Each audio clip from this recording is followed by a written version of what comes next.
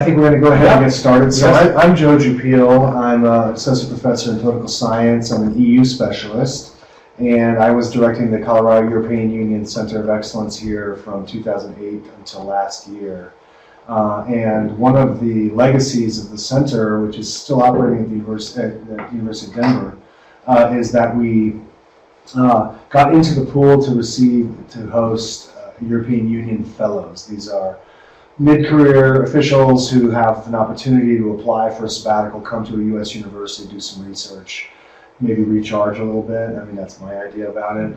And we've been very, very fortunate to host several fellows, and so fortunate to have Augusto González here from the European Commission. The timing in terms of your application and your interests, given what's going on campus, couldn't have been better. So I was on the steering committee. Were you also on the steering committee, Max, for the Grand Challenge? No, okay. So we had a Grand Challenge process which was really centered on space and all things space on campus. And Augusto is here from the Director General now for Internal Market, Industry, Entrepreneurship, and Small and Medium Enterprises, advising the Director General on space affairs. He's been involved with space policy and research for, it looks like, half a decade or more. And so we're just so glad to have you here. It's very timely. And one of the things that I always want to do is make sure you're getting the connections and the opportunities to talk to people and do the research that you're here to do. So, I guess I would invite all of you.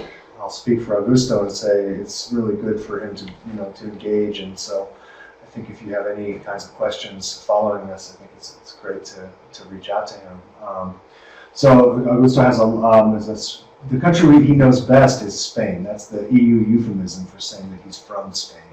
But we don't want to be too national about these things, right? So, and it's had a long career since not long after Spain joined the EU, since the late 1980s, in the European Commission in a variety of administrative and policy functions. And so again, is currently advising the Director General for Space Affairs for the DG for Internal Market, which must be the biggest and most important one, I think. I mean, is agriculture still huge?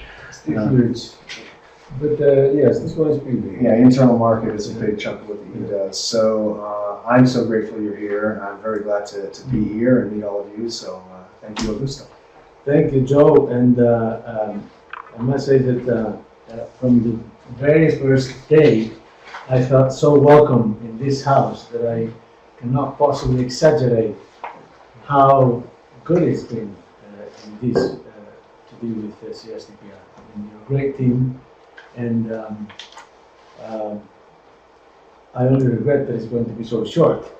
I realized that I'm halfway through this semester, and that in a few weeks, practically I will be gone. So I will try to make the most out of the time that I still have with you. So, space policy and programs. I think that the emphasis in programs is going to go straight into the talk. We have to finish at 10 to 1 because there is something else going on, and we have to vacate collectively the room so that Robin can make some arrangements here after we finish.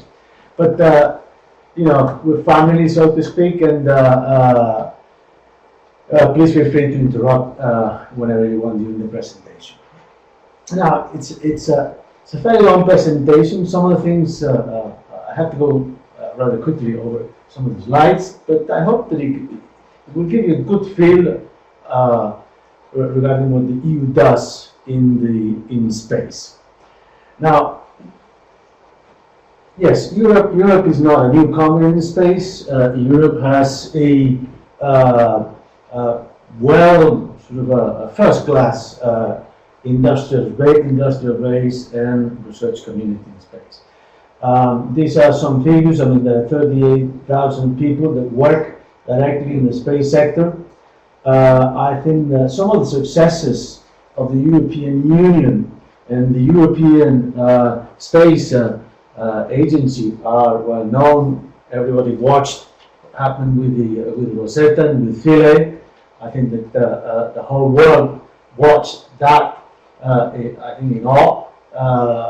great achievement. Our launcher, Ariane, is well known. Ariane 5 is a heavy launcher.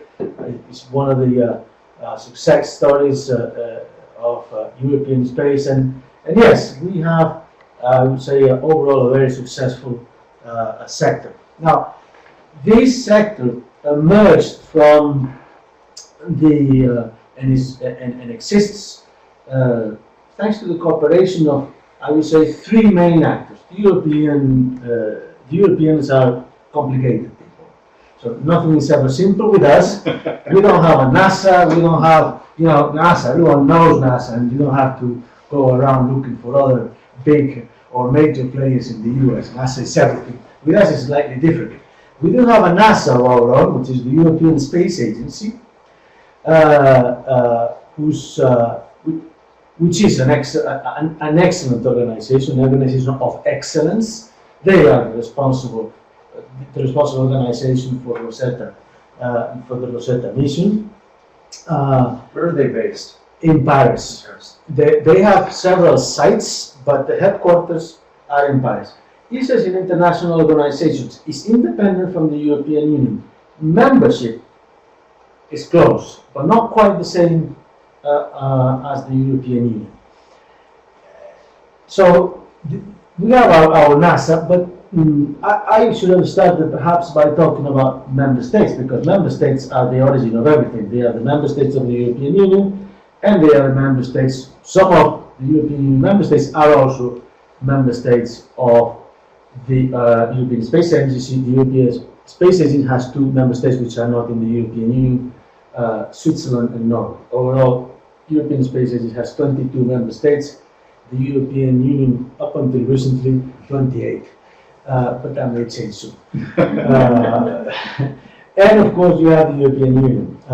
So, national space agencies, they have a role, some of them big roles.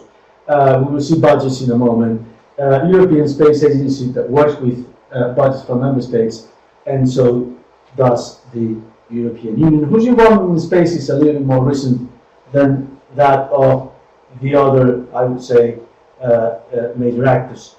We also have EUMETSAT, which is kind of the NOAA of the European in Europe, but the three major actors are these ones. Now, I was saying that I would give you an idea of member states' activities and budgets.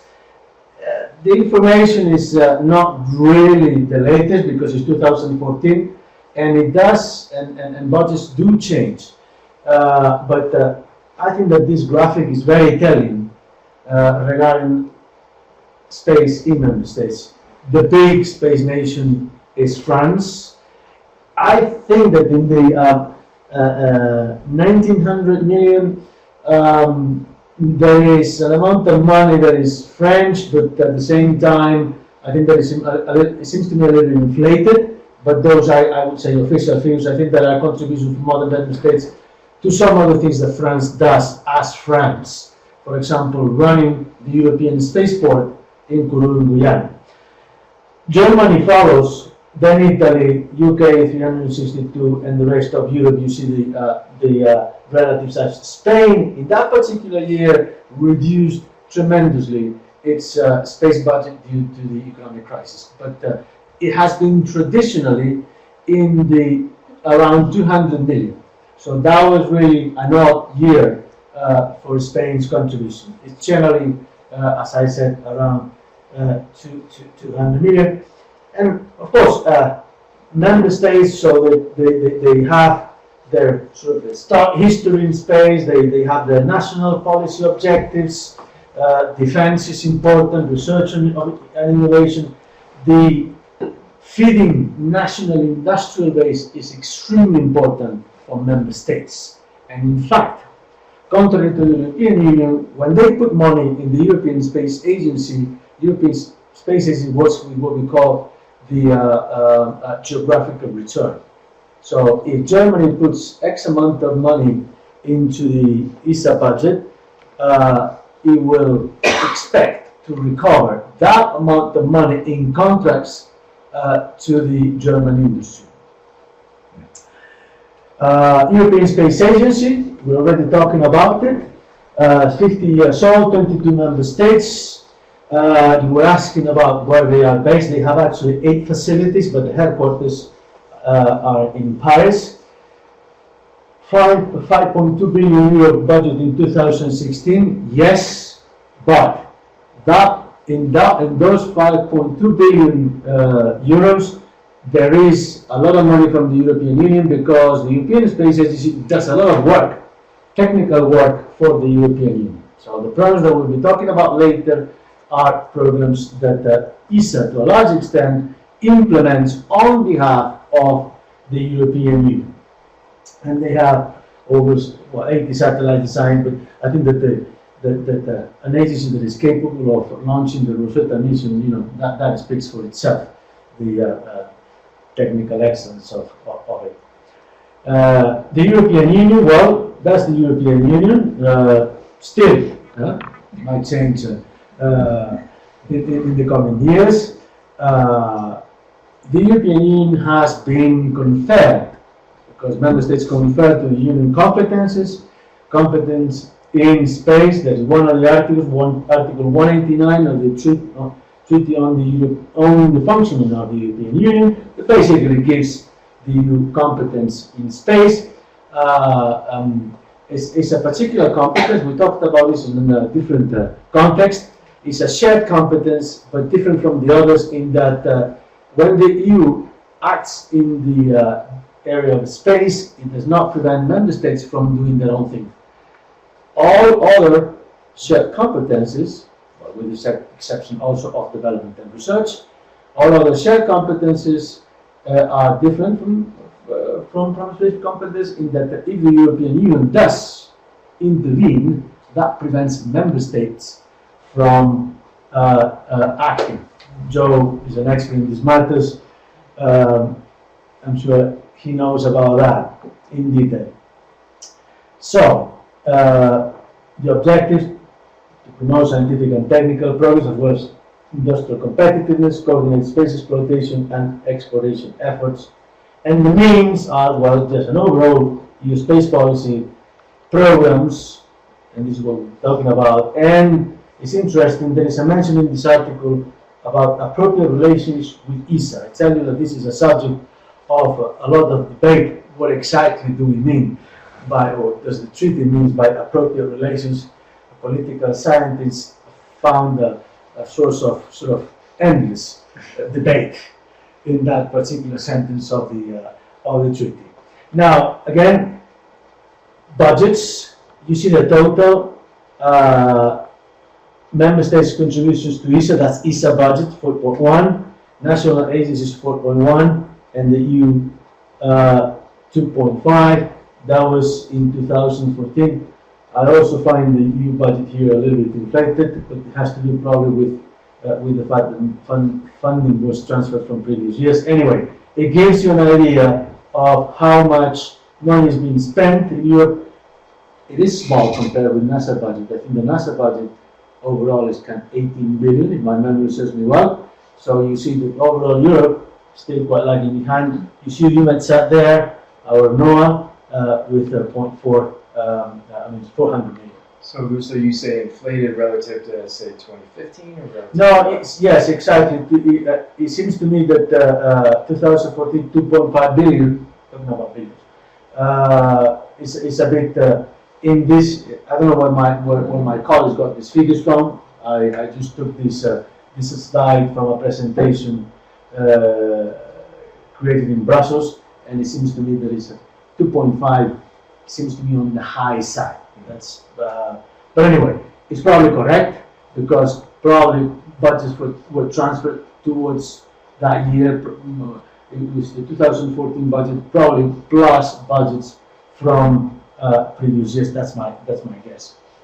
But I take it as correct. Now, one important thing to understand is that the European Union is not a space agency. I think that's clear to everyone.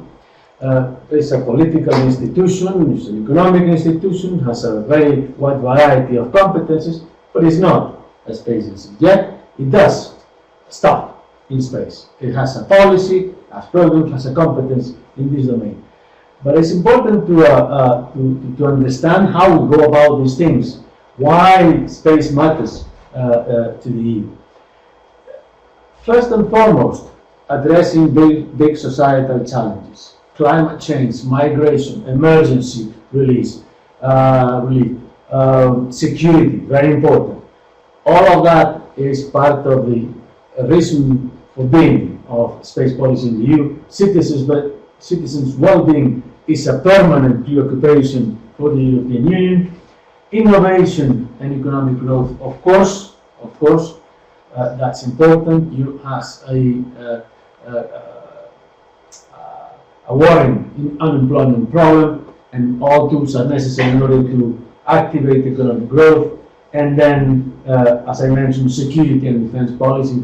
There is an important aspect of that in our approach to space activities. Now, how do we go from those preoccupations into actual action? Through programs. And these are the main programs. We have satellite navigation programs, I would say, because there are in fact two. Galileo is the big name, is the big one, is our own satellite navigation constellation. EGNOS is an augmentation system, similar to the American WAS. I know you're familiar with this, but basically is the kind of system that allows developing procedures, landing and departure procedures based on satellite navigation. So kind of enhances satellite navigation possibilities by getting rid of possible errors that the receivers may get in receiving the signal. So there is basically the design of the system is very similar wherever it exists, very similar to the American one. By the way, EGNOS is based on GPS for the moment. It's already functional and it's based on GPS. It will be using GPS and Galileo in the future. Earth observation, very important. Copernicus, our big Earth observation program. And of course we have a space research and development part in Horizon 2020. Overall, for the period 2014-2020, that represents 12.8 billion. So you divide by 7, and that gives you the average is 1.7 or 8 billion per year. Obviously, the budget is distributed in a certain ways, backloaded in general, but the average is 1.7, 1.8 billion. And you have the distribution between programs, the big program, Galileo, but followed by Copernicus, and then a little bit less Horizon 2020. The space part of Horizon 2020, 50 billion, 50 billion in total, but the space part is 1.4. And well, we're starting with Copernicus. Copernicus is an Earth observation constellation designed to deliver services. Starting with the constellation, it's a number of satellites that you see highlighted in this slide. Different technologies are being used: radar technology, optical technologies. So you have a high altimetry technologies, and you have sensors also for atmospheric analysis. So some of the satellites are, I would say, some of the Sentinels are satellites, but in other cases they are payloads on other satellites. I always forget, 1, 2, 3, and 6 are satellites. The rest are payloads on other satellites, particularly, for example, which are the S4 and S5, yes. One is in geostationary and the other S4, yes. And S5, those are payloads on satellites. Now, at the moment, we have a number of satellites already in orbit. This is where I need my notes. We have the first one was launched in April 2014. The Sentinels 2, 3 in 15 and 16, And then the one we have, by the way, there's always an A1, so an A and B, a B satellite, because there is, for reasons of redundancy, the same satellite twice. So we have Sentinel-1A and Sentinel-1B, Sentinel-2A and Sentinel-2B. So we have 1, 2, 3, 4 satellites in orbit, and the next one, the 5P, is planned for December 2060. Then there are other launches foreseen for future years. So we have already a wide constellation, part of the constellation in place, and that constellation in itself is very important, yet is not the important thing. The important thing is what we do with it. And these are the things that we do with it. The services, the land services, marine monitoring services, atmosphere, sorry for the spelling mistake, monitoring services, emergency, security, climate change. Those services are there to help a community of users. I think that you can immediately understand what atmosphere does. Marine is the same, temperature, currents, sea levels, land, it's about vegetation, it's about energy budget, it's about water cycle, things that you are very familiar with. So those satellites are there providing data for services that are going to be helping a wide variety of users in the public sector, for policymaking, for action, in some cases, private sector, gas companies, oil companies, agricultural and food processing companies. So they are going to be providing services for that wide variety of uses. Uses are extremely important for Copernicus. There is a constant dialogue between us, the Commission that runs the program, and the user community. That's essential, has been essential from the very beginning, from the design to the implementation and operation of the program. This is simply a timetable that indicates that the different services are kind of advancing at different speeds. Emergency is operational, land is operational, atmosphere is operational, and then the others, marine is coming online, security is pre-operational, that's what we say, and climate, as marine security and climate are a little bit behind the first three that I mentioned: emergency, land monitoring, and atmosphere. These services are entrusted to agencies outside the Commission. It's not the Commission that runs these services, with one exception: emergency. Emergency is run from within the Commission. JRC stands, sorry. What?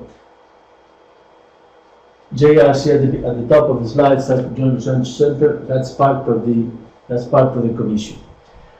The others are entrusted to different agencies. That you have the European Environmental Agency, runs the land monitoring. The European Centre for Medium-Term Weather Forecast is the one that runs the atmosphere monitoring and will be in charge of the climate change. Mercator Ocean is a non-profit, governmental organization, or public organization, public consortium in France. It groups a number of agencies in France, and they are the ones that run the marine service. In security, we have different actors. We have Frontex, which is the border management agency for the European Union. We have EMSA, the Maritime Surveillance Agency, and the European Satellite Center at the bottom, which is the service that gives intelligence, imagery, intelligence in the form of imagery, to the European External Action Services for missions, and defense missions, security missions. Now, this slide illustrates this wide variety of users, and as I said at the beginning, is extremely important for us to make sure that we are always in a listening mode to understand what the user needs are and whether we are providing the right services for the users. then well, go through all of them, but as you see, there are quite a number. Data, very important. I mean, sentinels are producing vast amounts of data, and there is a very important effort being undertaken to make sure that the data is easily accessible and easy to use. We have a full, open, and free of charge policy for our data. By the way, I forgot to mention something I read recently, and that this is the FEMA, which is the Federal Emergency Agency, actually used the emergency service run by the George Research Center in Brussels for the Louisiana floods in the month of August. So, but going back to data, so very important, that's what we're doing this for, to make sure that the data is available. Easy access to and use of the data is a guiding principle for everything that we do. And we try to provide the infrastructure for it, and without going into too much detail, we're really making an effort in making sure that we facilitate access and the use of data. We pursue a number of actions to improve the framework conditions in terms of making sure that people can be certain that they can have access to the data. There is always this issue, by the way, which is also current in the US, access to public data versus access to data that has been also contributed by private operators, supply-side measures. Well, we have to prepare people to be able to use this data, provide financial support, continue to improving ICT skills, and we encourage companies to have a more international outlook. And then we also have demand-side measures, because we want the public sector in particular to be aware of the fact that they can use the possibilities offered by our program in terms of data, remote sensing data. Now, that was Copernicus. By the way, if you have any questions, don't hesitate. We're short of time, but we can always spare a moment to questions. Galileo, which I am personally now a little bit more close to than closer to than I am to Copernicus, because I'm working with the Galileo team at the moment. Is a program that has been long in the making. Not easy to set up a satellite navigation constellation. At the beginning, I mean, there were difficulties due to technical aspects, but there were also even political issues. I was visiting the Wikipedia pages not so long ago. I think it was Wikipedia. Anyway, I happened to see a letter from the Department of Defense, the U.S. Department of Defense. It's a early 2000s letter from some high-up figure to ministers in member states advising against the setting up of a European satellite navigation constellation, may concern your security. Since then, all the issues have been resolved. I mean, the preoccupation in the US is that in case of conflict, the US wanted to have the possibility to switch off the system and make sure that they have control over the possible uses of the system. If Europe came up with its own, you know, the possibility was that foes could be using the European system against US interests. Anyway, that discussion has been long resolved. There is an international agreement between the EU and the US since 2004 that basically sorts out these issues, and the US and EU and the US have been closely cooperating in the development of Galileo. And I have been personally witness to that, because I have participated in some of the meetings where Galileo issues were being discussed. Anyway, long process that will take us to full operational capability in 2020. Between now and then, things are progressing thank God, quite nicely. This is a slide that gives you a little bit an idea of the launches that have taken place so far. We're not going to go through all of them. Just to mention that by 2020 we will have 30 satellites in orbit. A satellite navigation constellation requires 24 satellites to be operational. That's the law, I would say, of physics. We will have 6 pair satellites also in orbit. That's why we have 30. And watch this space. November 17th, we will have the launch of 4 Galileo satellites. We have been launching them in pairs because we have been launching them, the most recent ones, with the Soyuz launcher from Kourou, so which has the capacity of launching 2. But Ariane 5, with money from the EU, has been modified so that it can actually launch 4. You never want to be the first in the first ride of a modified rocket, but that will be the case on November 17th. So we have to have our fingers crossed to make sure that the satellites, arrive safely in orbit. We have had, space is rocket science, and we have had problems with some of the satellites. We have 2 satellites that happen to be in the wrong orbit. They were dispensed by the Soyuz. There was a problem with the rocket, and they ended up a little bit lower than they should be. Those were 2 satellites. This time we're launching 4, as I said. Fingers crossed. Yeah, sure. Like, the US has gotten more towards the model of working with the private space industry. So I was wondering if like the EU is also working more with the private space industry to like launch satellites, or is that part of the policy? Absolutely. The satellites are built by private industry. In Europe, most satellites, you saw some of the satellites were built, the original ones by Astrum, but the satellites nowadays, the ones that are being built and launched today, are built by a company which is actually rather small, in relative terms, which is a German company, OHB. OHB is a bit like Ball, Ball Aerospace, they were producing cans and crystal jars and evolved into space. In the case of OHB, they're specialized in, I think, they were pumps and hydromechanic systems, and they evolved and they grew to be a space company. By the way, OHB is a company owned by a family. They of course are in what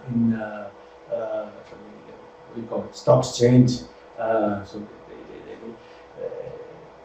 their shares can be publicly sold and bought, but it's run by a family. So there's big boss and mother and the son, and they basically still control the company today. Now, so yes, there is a partnership with private industry. They do most of the work. It's contracted out by, in this particular case, the Commission. So the European Space Agency defines the specifications, and then the Commission, on the basis of that, passes contracts with industry for the building of the satellites and from the launches. Ariane Space is a private company, has public money, used to have public money into it, still has, but it's a private company nevertheless. We're not going to go into these details. This is an interesting slide because it kind of emphasizes what Galileo brings to the global navigation satellite systems seen. Perhaps it's worth mentioning that you have GPS, we will have Galileo, we have GLONASS, which is the Russian system, and Beidou, which is the Chinese global navigation satellite system. The cooperation with the US has been fundamental for the development of Galileo. One of the things that has been made sure is that the systems are interoperable. So have been discussions regarding frequency used to make sure that the processors can work with signals from GPS and Galileo. It so happens that nowadays it's very simple to have also GLONASS. So you have a chipset that is going to be used in your receiver. Chances are that it's capable of handling signals for different constellations. And that's an important factor because Galileo is not there to replace GPS or to replace other systems. It's there as a complement of a multi-constellation environment. This is what we will have. The advantages of the multi-constellations are numerous.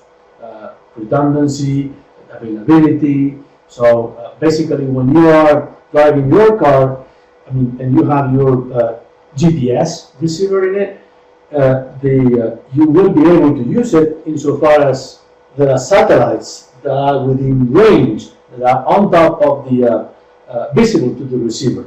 The more constellations you have, the more chances, the higher the chances that you will not lose the satellite signal.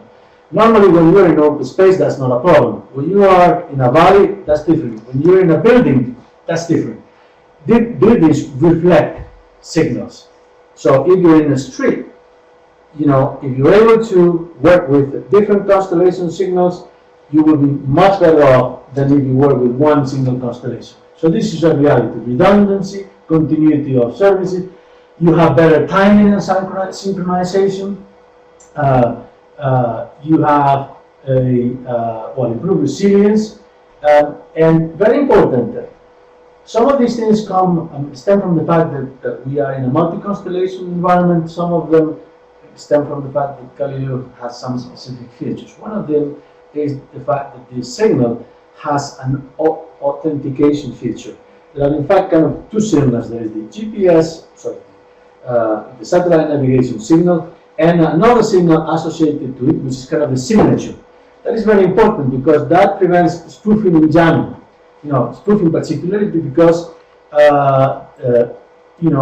it could be very easy for someone to send a signal, wrong signal, to your receiver, making your receiver believe that you're receiving a satellite signal. In fact, it can be a guy just across the street. That is perfectly possible, and it's actually quite simple. By having the signature signal associated with the main signal, you avoid that sort of thing. The jamming has to do with the robustness of the signal and the encryption signal. In some cases, for some of the services, Galileo service, we will be using an encrypted signal. We're going to talk about that in a moment. So those are some of the things that make the Galileo interesting. Now, I was talking about services and Galileo services. Again, Galileo has been designed by the public sector, the civil public sector, for civil users. It has possible military and security applications, but it has been designed as a civil system for users, with users' interests in mind. We have 4 different services. The open service is the one that is available to everyone. It's like the regular GPS that you use in your car, and everyone can have access to that. The initial services will start in this year, so we're going to be declaring this year. We have enough satellites to be able to guarantee a certain level of performance. And the service will be improving all the way up to 2020, as I said earlier. Then we have a public regulated service that is meant for public users, generally public sector, security, possibly military. There's also discussion with the US. The US will have the MGPS. Here we have the PRS. So encrypted, very robust, very reliable. Then we have the search and rescue. This is another particularity of Galileo. Galileo would make possible what we call the return link. When you are in a boat, you drown, you have this thing in your safety, what do you call it? The life vest, thank you. The life vest is in the emits like a light, but nowadays they're equipped with a GPS and a transmitter. So the transmitter will send a signal to a satellite so that the search and rescue services can identify your position. One of the features that for the moment is unique to Galileo is that it will allow a return signal. So not only search and rescue services can identify your position, you will be notified that the signal that your thing has sent has been received. That may not help. You might still be in the water and quite cold, but it provides the reassurance that a person that is in that situation will be able to know that the signal has been received.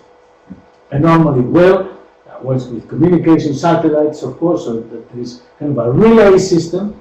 So this return link is a feature which is unique to the, for the moment, as I said, nothing prevents others from developing that to the Galileo system. And then there will be a commercial service which is different from the open services in that it will also have an encrypted signal. So there might be uses that require an encrypted signal, has to do with, for example, for banking, stuff like that.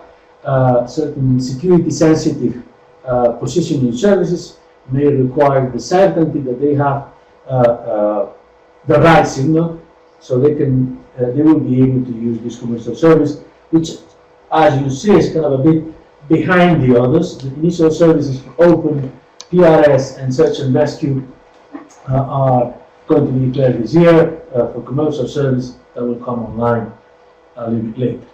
Very important, service-oriented approach. Won't spend much time on this. This is simply to illustrate that a lot of effort has gone into actually building the constellation.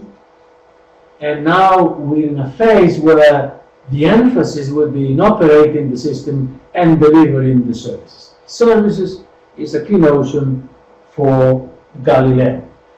Now, this gives you an idea of who is involved in operating Galileo and delivering services. I should say that ESA is very important, the European Space Agency, but we also have a Galileo agency, which is called GSA, which is based in Prague, and they are the ones that will be responsible for the exploitation of the system. So they will be subcontracting operation to others, and they play a critical role. Now they have the core infrastructure, is kind of the technical infrastructure. They are the ones that know where the satellites are, that follow, that do the tests, all that sort of technical stuff around space activities, and then a service infrastructure, which is very important.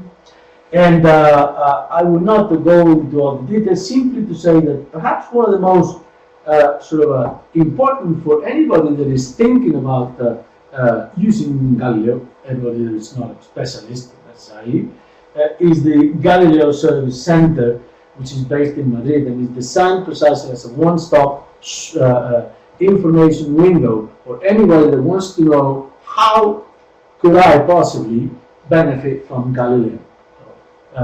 Obviously, specialized companies will not need perhaps go there, but perhaps others would find it interesting and helpful. Now, service again. We're in the business of making sure that everyone knows about Galileo, how to use it. That's why we publish all the technical documentation to facilitate precisely the take-up of Galileo services. Galileo Service Center, I just mentioned it. This is the web address. Again, is there to facilitate the take-up of Galileo by every potential user. Now, applications, extremely important. This slide simply gives an idea of how much, the percentage of the funding devoted to satellite navigation that is specifically devoted to applications and other parts. But applications, I emphasize applications because, again, it's the very nature of the program is to make sure that it can be used by small businesses, big businesses, it doesn't matter. The important thing is that it's actually taken up in as much as possible. Now, I won't go into this, given the time, simply underline that which are the GNSS main market segments. This is not just for Galileo, this is for GPS, Galileo, GLONASS, all GNSS services, location-based services. That's your iPhone. That's the marketing through the iPhone, the selling, the buying, mapping, moving, transportation, you name it. is one of the really important market segments. Road, we're talking about improving fleet management for road transportation companies. For the public sector, reducing emissions. GNSS can be used in order to control traffic flows, to control, for example, the transfer between merchandise, railway, big trucks into smaller transportation systems. It can be used to control the access to inner cities for tarification purposes. I mean, there are insurance purposes, knowing what a car is at a particular given time, even driver habits. It's a bit of kind of going to the big brother sort of thing. But for a company that has, say, 1,000 trucks, I mean, the driver habits, how a driver actually drives, is very important. And you have a GPS plus a transmitter in a truck, you know real time how the truck is performing, how the driver is performing. That can save you a lot of money as a company. Aviation, I think, is pretty obvious. One of the new technologies that is being developed for aviation is the fact that the planes can talk to each other, communicate their positions to each other. This is very important, it's essential, GNSS based. Rail, the same thing, fleet management, signaling, same thing. Maritime, well, I think it's, again, fleet management, pretty obvious. Agriculture, very interesting, precision farming. I mean, tractors today are able to work in a field without a driver. And you as a farm manager may be able to control machines from a distance. This is not science fiction, this is happening today. And you can enhance crops enormously by knowing where things are growing at different speed. You can combine that with sensors, moisture, etc., that can give you a very precise picture of how your field is performing and enhance production for seed distribution, also very important, etc. Surveying, I think that is obvious. I think you see that picture, small one on the right hand side. Everyone has seen these guys with the GPS, the RTK thing for surveying purposes. Timing and synchronization. Timing for banking is essential. Synchronization for energy grids, for example, is extremely important as well. And thousands of possible uses, and the European Union is interested in making sure that we encourage that we provide a framework for that business growth to happen. Now, I'm not going to go into this. This is simply a slide that identifies sector and sort of performance response from Galileo and EGNOS. And I just have this slide because this is a very interesting, if you're interested in GNSS, this is a very interesting report that is freely available on the web by GSA. I saw it mentioned. I went to somebody's class here in UC. It's Brad Chien that has a course on commercial space operations. I attended one of his classes, and he surprised me by having some slides taken from this report. It's actually very interesting and very serious, very well made and very well written, easy to read. Now, EGNOS, I talked about EGNOS earlier on. This is just to give you an idea of the structure of EGNOS. We're not going to go into details. We're going to move on because we're reaching the time I should be finishing. Horizon 2020 Space, I mentioned earlier on that we have 1.4 billion for space research and development activities. That gives you an idea of where the money goes. A lot of money goes to applications for satellite navigation. A lot of money goes to applications for Earth observation. And the important thing that I want to underline here is that Horizon 2020 provides support for cooperation projects that may include international participants. That applies to the US.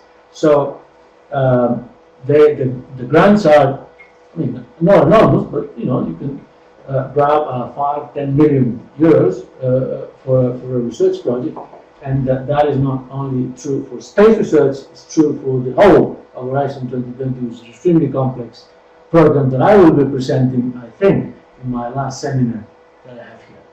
Now, I could not end without mentioning something that is very dear to me because I was responsible for this. I didn't mention it at the beginning. We have, it's not really a program, but we have a legal framework to establish a space surveillance and tracking capability at European level. It's not really a program because it's funded from the money is taken from the other programs, the activities under this framework is funded with money from Copernicus, Galileo, and Horizon 2020. But it means that in order to deal with congested space, the European Union feels that it has to do something about it, set up a framework for it, and we are supporting the networking of existing capabilities in member states, the operation and processing of data gathered through with those capacities, and the delivery of space surveillance and tracking services. What are those services? Well, collision and uncontrolled re-entry risk assessment, first of all, identifying possible risk, the generation of avoidance alerts in the case of collision and risk, and the relevant re-entry information when we have a risk of uncontrolled re-entry. Now, at the moment, this is about future, at the moment there is an ongoing reflection process in the European Union. We are in the process of thinking what we'll do next. We work with 7-year financial periods in order to prepare for 2021. We need to start now. I'm not going to go into details. This will be the matter for another presentation. Simply to say that in this slide, not going into details, essential for us. Market uptake, essential for us. Ensuring that our existing space infrastructure continues to work and operate correctly, and access to space essential as well. That will always be one of the preoccupations in Europe, making sure that we have, when we need it, the possibility of launch spacecraft, and that's why we will continue to support efforts in that domain. That's all, folks. As they say, thank you for your attention. If you have questions, you have to be outside. Thank you. That's great. Sorry I had to rush through that, but Thank you. doesn't tell me how to.